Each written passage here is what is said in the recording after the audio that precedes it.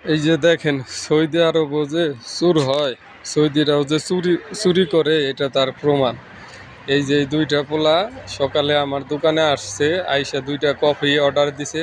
Coffee নেওয়ার পরে আমার দোকান থেকে এই ফুলদানিটা চুরি করে, সামনে ডিসপ্লে দেওয়া ছিল সৌন্দর্যের জন্য, এটা ওরা চুরি করে নিয়ে যায়।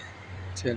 আমি ভিতরে অন্য কাজ করতেছিলাম, দোকানে একাই ছিলাম, সেই ফাঁকে ওরা সুযোগ বুঝে নিয়ে যায়। এই যে একজন ভিতরে যায় বসলো, আর ওই সাদা গেঞ্জি ফুলদানিটা আনতে গেল। বুঝছেন?